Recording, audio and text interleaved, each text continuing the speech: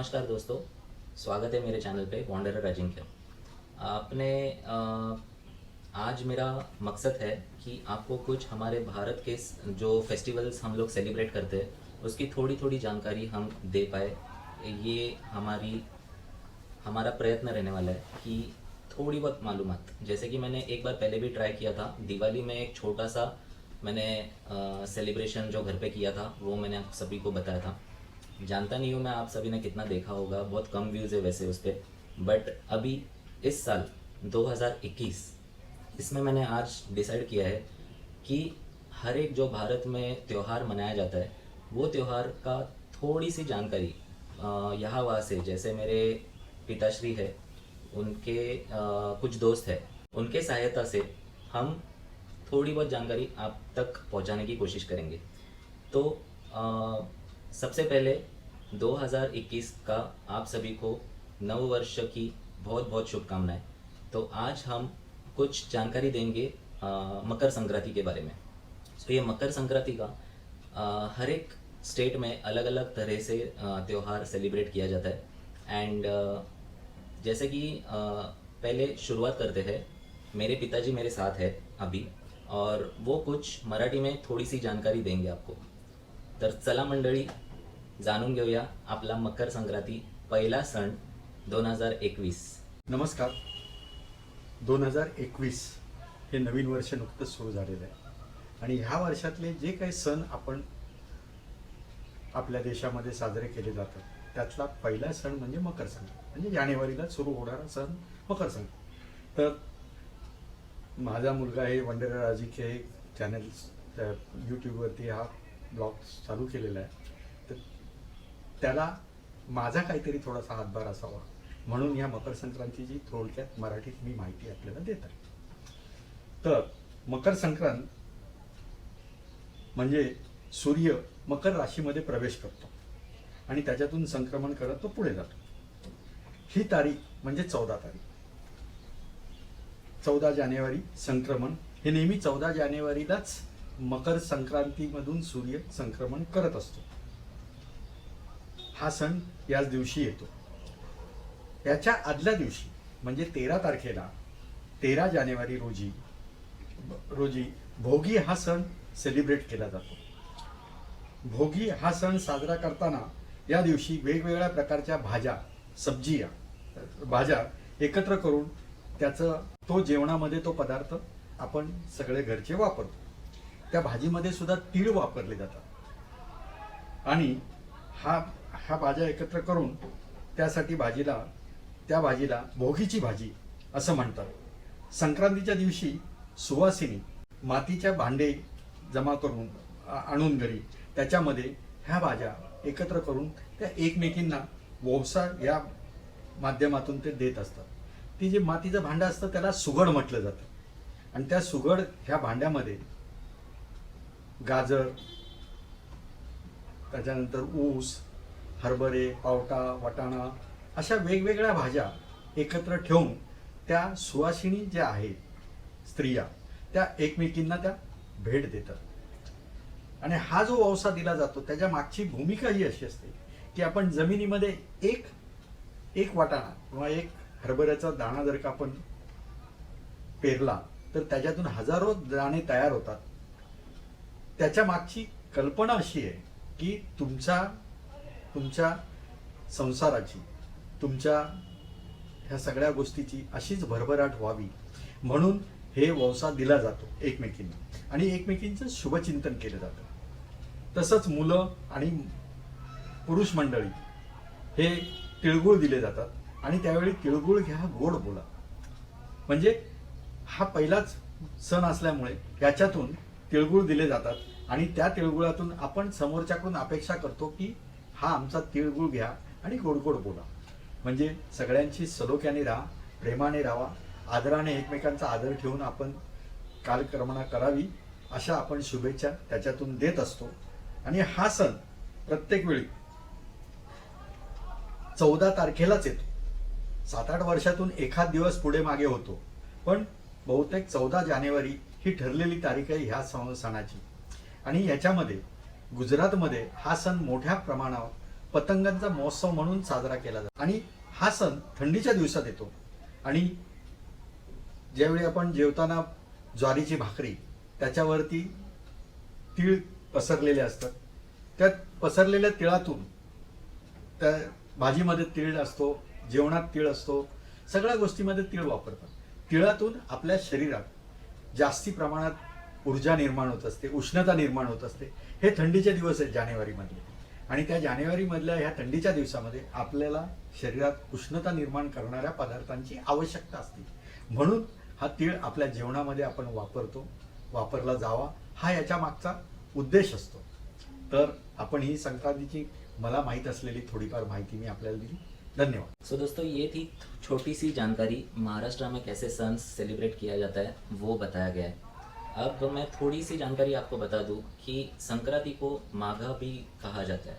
जो ये जनवरी में माघ का महीना रहता है वो सूर्य का हम दर्शन लेते हैं. लाइक सूर्य के नाम पर ये फेस्टिवल त्यौहार मनाया जाता है.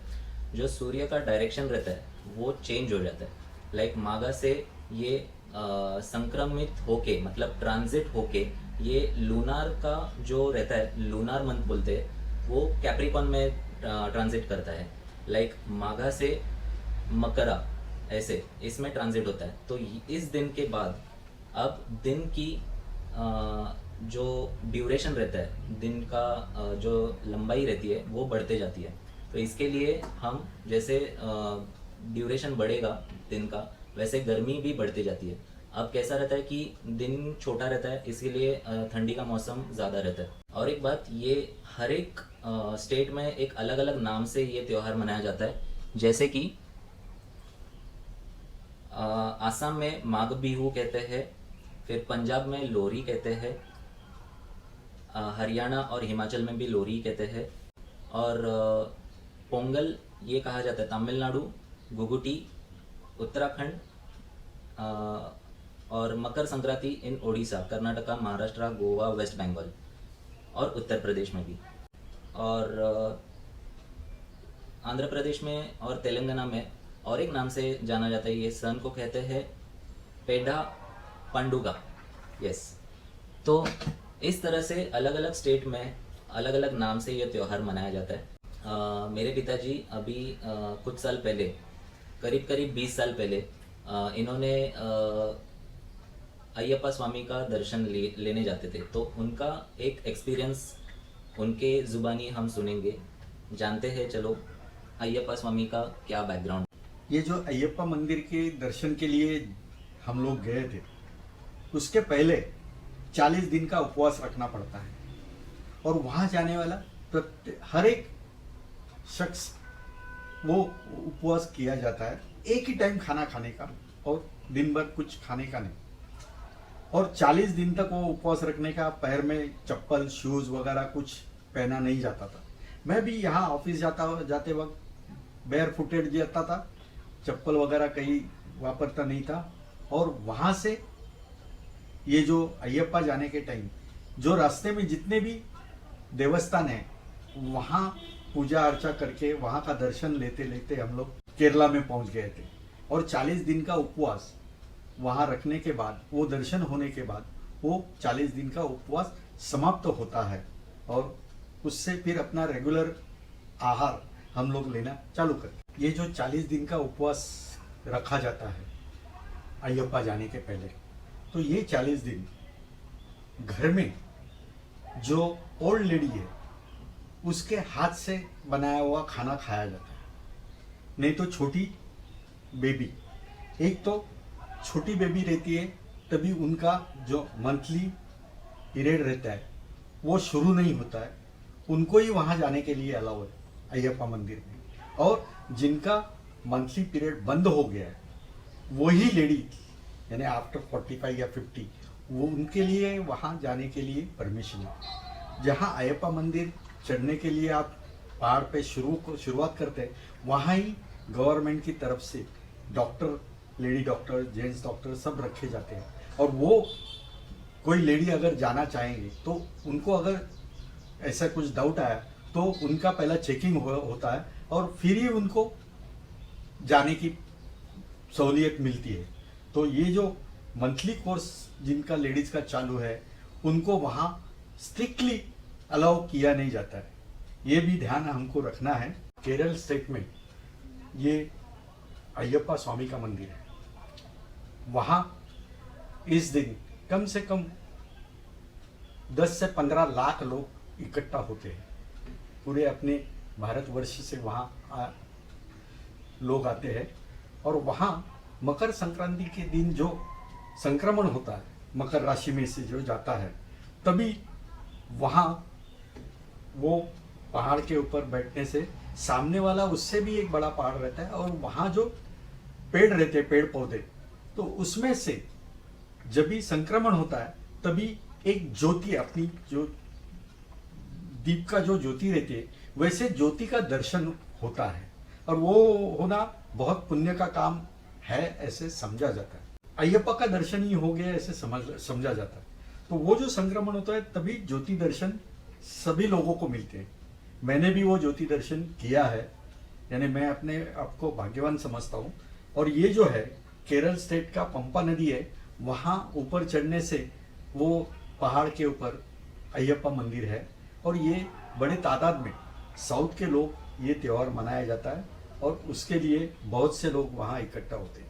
मैं भी वहाँ 3 बार जाके आया हूँ, तीनों बार मैंने अयप्पा के दर्शन लिए, लेकिन वो एक अलग सा जो धार्मिक स्थल जो है वैसे मैंने आज तक कहीं देखा नहीं। तो आइए हम लोग ज्योति दर्शन जो है वहाँ के लिए अगर आपको जाना है आप जरूर जाइए। धन्यवाद। तो ये बात सुन ली हमने अयप्पा स्वामी के दर्शन के बारे में। तो मैं कुछ मेरा एक्सपीरियंस बताता हूँ कि हम 3 साल पहले मैं कुछ अपने कज़न ब्रदर्स के साथ गया था साउथ टूर के लिए। तो कन्याकुमारी के लिए गया था। तभी ये लोग जो अयप्पा दर्शन के लिए निकलते हैं 40 दिन कुछ नहीं, मतलब बहुत कम खाना खाते हैं और कुछ पालन करना पड़ता है जो रहता है। खाने में कांदा नहीं खा सकते और खाने में गार्लिक वगैरह ऐसे कुछ खाना नहीं चाहिए। वो सब चीज़ें बहुत स्ट्रिक्टली फॉलो करनी पड़ती है। और वो टाइम पे हम लोग जब साउथ टूर पे गए थे उस वक्त हम लोग ने बहुत सारे ऐसे मिनी बसेस देखे थे। तो जो यंगस्टर्स लोग साउथ में जितने भी मंदिर है, छोटे से लेके बड़े मंदिर तक, सारे मंदिर में वो लोग विजिट करते हैं। एक पूरे महीने का टूर निकलते हैं और ये बहुत ही देखने लायक रहता है। हमारी गाड़ी एक बार फंसी थी रामेश्वरम में, जो धनुषकोडी है, वहाँ पे हमारी गाड़ी फंस गई थी रेत में। तो हमारे लिए हेल्प करने आने के लिए करीब करीब 24 से 25 लोग थे जो कि एक बड़ी गाड़ी को धक्का लगाने के लिए उतरे थे। अब मैं कहता हूँ कि मैं किसी चीज़ में फंस गया था, बट ये फेस्टिवल के माध्यम से हमें हेल्प मिल गई थी। तो मैं बहुत ही शुक्रगुजार हूँ इस त्यौहार का। उस समय जो बहुत ही लोग घूमने फिरने चलते हैं साउथ में, बहुत देखने लायक दृश्य रहता है। सब लोग मिलजुल कर ये सेलिब्रेट करते हैं, बहुत ही देखने लायक रहता है। और मेन बात, अब आते हैं इस त्यौहार के कंक्लूजन पे। ये त्यौहार मनाया जाता है गुजरात में सबसे तेज़, मतलब सब लोग जानते हैं कि गुजरात में पतंगे बहुत उड़ाए जाते हैं। तो पतंगे क्यों उड़ाई जाती है? अब बचपन में हम लोग मेरे मम्मी का पिताजी का घर था सुतारचाल में, वहाँ पे हम लोग का बचपन 60-70% वहीं पे बीत गया। तो हमारे मामा के घर पे हम लोग रहते थे और वहाँ पे जवेरी बाज़ार, सुतारचाल और मोहम्मद अली रोड, फिर बहुत सारे वो जो एरिया है वहाँ पे बहुत बड़े तादाद में ये सेलिब्रेट किया जाता है। हम लोग सुबह 7 बजे उठते नहीं थे कि नहाए भी नहीं थे और ब्रश भी नहीं करते थे, सीधा भागते थे ऊपर टेरेस पे। पतंगों का पूरा ढेर हुआ करता था। आज वो दिन याद है मुझे, मतलब आज कई साल, लिटरली 7-8 साल हम लोग ने सेलिब्रेट किए रहेंगे। मेरे भाई लोग, मेरे जो मामा के लड़के हैं अनिल, सुनील और सचिन, ये तीनों के साथ ये सेलिब्रेशन एकदम इमोशनली हम लोग ने सेलिब्रेट किया है। मैं वो ज़िंदगी भर नहीं भूल सकता हूँ। और हाँ दोस्तों, कुछ साल ऐसे भी था कि हम लोग जो पतंग उड़ा रहे थे करीब करीब 3 बजे या 3:30 बजे या फिर 4 बजे हम लोग हवा का रुख बदलते हुए एक्सपीरियंस किया है। यस गाइस, जो हवा का रुख बदल जाता है, सूर्य अपनी दिशा बदलते हैं, वो हम लोग ने बचपन में एक्सपीरियंस किया है। अगर आपको ये एक्सपीरियंस करना है तो गुजरात में संक्रांत बहुत ही बड़े एकदम उत्साह से मनाया जाता है। और एक बात, कुछ साल पहले 2012 या 2013 की बात रही रहेगी, उस समय मैं भुज गया था मेरे दोस्त अनिकेत के साथ। तो वहाँ पे मैंने दृश्य जो देखा था, जो एक कंदील, एक मांझा रहता है, एक पतंग उड़ती रहती है, और वो जो मांझे में पूरा जो लैंटर्न्स लगाए रहते हैं, दिए लगाए रहते हैं, मोमबत्ती लगाई रहती है, तो वो दृश्य रात के समय देखने लायक रहता है। यस गाइस, गुजरात में बहुत ही मज़ेदार रहता है, देखने लायक रहता है। ज़ोर ज़ोर से लाउड स्पीकर्स लगाए रहते हैं, माइक पे एक दूसरे की खिंचाई किया करते हैं, बहुत ही मज़ा रहता है। हर एक स्टेट में मैं एक्सपीरियंस करना पसंद करूँगा। इसके आगे जितना भी मुझे सपोर्ट मिलेगा आप लोगों से, तो मैं ये हर एक स्टेट का जो एक्सपीरियंस रहता है, जो कल्चर, जो ट्रेडिशन संक्रांत में मनाया जाता है, वो मैं इसके आगे से प्रयत्न करूँगा कि हर साल मैं आपको अलग अलग स्टेट का बताऊँ। और यही था आज के लिए, इतना ही रखते हैं गाइस। सो बहुत ही अच्छी जानकारी आपको देने की कोशिश रही है हमारी, हम दोनों की। आज मैंने पहली बार मैंने पिताजी को हमारे ब्लॉग में दिया है, और उनके ही सहायता से आपको इतनी इन्फॉर्मेशन मिल चुकी है। और थोड़ा बहुत गूगल, थोड़ा बहुत मैंने जो एक्सपीरियंस किया है, मैंने बचपन से आज तक और कॉलेज डेज में जो भी मैंने एक्सपीरियंस किया है वो आपसे शेयर किया हूँ। तो गाइज़ आज के लिए इतना ही रखते हैं। Thank you for watching, thank you for your valuable time, and शीघ्र मुलाकात होगी। धन्यवाद।